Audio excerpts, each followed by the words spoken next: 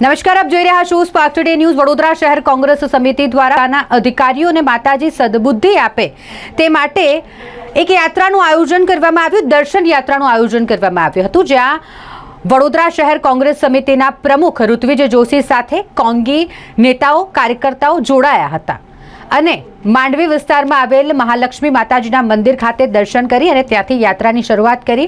ખાસ કરીને આ એક વિરોધ વડોદરા શહેરની અસ્મિતા જળવાઈ રહે। એક તરફ જ્યારે વડોદરા શહેરના લોકો અનેક સમસ્યાઓથી પીડાઈ રહ્યા હોય, પીવાનું ચોખ્ખું પાણી ન મળતું હોય, વડોદરા શહેર દિન પ્રતિદિન ખાડોદરા નગરી બનતું જઈ રહ્યું હોય, તેવામાં અધિકારીઓ દ્વારા યોગ્ય કામગીરી કરવામાં આવે, વડોદરા શહેરની જનતાને યોગ્ય સુવિધા પૂરી પાડવામાં આવે અને માટે માતાજી તેમને સદબુદ્ધિ આપે તે માટે આ એક વિરોધરૂપી કાર્યક્રમ કોંગ્રેસ દ્વારા આયોજિત કરવામાં આવ્યો હતો। વડોદરા શહેર કોંગ્રેસ સમિતિના પ્રમુખ ઋત્વિજ જોશીની સાથે કોંગી કાર્યકર્તાઓ જોડાયા હતા અને જેઓની પોલીસ દ્વારા અટકાયત કરી લેવામાં આવી છે।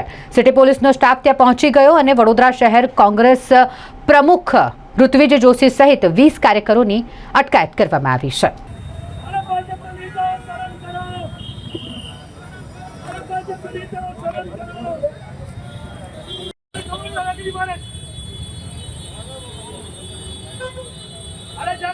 વડોદરા કોંગ્રેસ દ્વારા ભ્રષ્ટ ભાજપના શાસકો ને માતાજી સદબુદ્ધિ આપે એ નિમિત્તે ચૈત્ર નવરાત્ર જે ચાલી રહ્યા છે ત્યારે માતાજીને પ્રાર્થના કરવા નીકળ્યા છે। કારણ કે આપણે જાણીએ છીએ વડોદરા શહેરને એક તો નવનાથ મહાદેવ રક્ષા કરે છે અને બીજું માતાજી, તો મહાલક્ષ્મી માતાજી શરૂ કરીને મેલડી માતાએ, મહાકાળી માતા, અંબા માતા અને વહેરાઈ માતા સુધી પગપાળા યાત્રા કરીશું કે આ ભ્રષ્ટ શાસકોને સદબુદ્ધિ આપો। 30 વર્ષથી એક હતું શાસન, તે છતાં વડોદરા શહેર, વડોદરા મહાનગર સેવા સદનને મેવા સદન બનાવ્યું।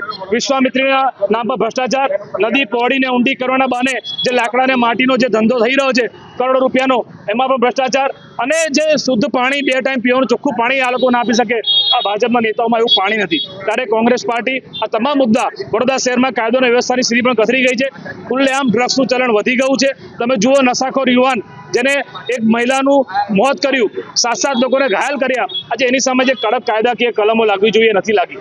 કોનું દબાણ, કોનું પ્રેશર? સામાન્ય નાગરિકો માટે અલગ કાયદા અને આ બધા હાઈ પ્રોફાઇલ કેસ માટે શું વારાણસીથી પ્રેશર આવ્યું છે કે તમે શું કામ? અને કોંગ્રેસ પાર્ટીએ કલેક્ટરને રજૂઆત કરી, પોલીસ કમિશનર રજૂઆત કરી, આ કોર્પોરેશનમાં વડોદરાની પ્રજા જે વેરો ભરે છે, વેરાનું વળતર મળે એના માટે કમિશનરે રજૂઆત કરી, કોઈ સાંભળવા તૈયાર નથી। અંધેર નગરી થઈ ગઈ છે ત્યારે અમે માતાજીના શરણમાં નીકળ્યા છે કે માતાજી આ લોકોને સદબુદ્ધિ આપે। મહાલક્ષ્મી માતાના દર્શન કરી એમના આશીર્વાદ મેળવી અમે ઈચ્છીએ છીએ કે માતાજી આ લોકોને સદબુદ્ધિ આપે।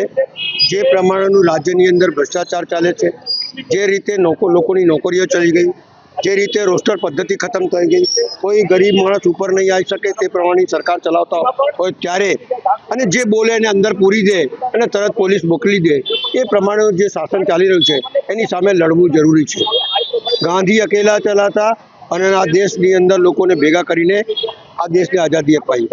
મારું માનવું છે કે મહાલક્ષ્મીજીના દર્શન કરીને જે રીતે અમે લોકો નીકળીશું, લોકોને જગાડવાનું કામ કરી રહ્યા છે, કોઈ ડરતું નથી। કોંગ્રેસ પાર્ટી કદાપી ડરી નથી ને ડરવાની નથી। પોલીસ મોકલીને તમે શું બતાડવા માંગો છો? લો એન્ડ ઓર્ડરની સિચ્યુએશન ખરાબ થાય ત્યારે જ પોલીસનું કામ છે, પણ કોઈના કહેવાથી તમે ધરપકડ પડો એ ન્યાયના તંત્રમાં સારું નથી। અમે લોકો એક જગાડવાનું કામ કરી રહ્યા છે, ભલે ડિટેન કરે, જે કંઈ કરે, પણ અમારા તમામ કાર્યકર્તાઓ, નાનો હોય મોટો હોય, એ કોંગ્રેસ પાર્ટીનો વફાદાર છે અને લડાઈ લડશે અને દેશને જગાડશે। અને આ જે સત્તા પર બેઠેલા છે, જે લોકો દમન કરી રહ્યા છે, અત્યાચાર કરી રહ્યા છે, જુલ્મ કરી રહ્યા છે, ભ્રષ્ટાચાર કરી રહ્યા છે અને લોકોને બોલવાનો મોકો નથી આપતો, આ 5 મંદિરની અંદર દર્શન કરી અને એક લોકોને મેસેજ આપીએ છીએ કે આ ભ્રષ્ટાચાર માટે બધા લોકો લડવા માટે તૈયાર થાય।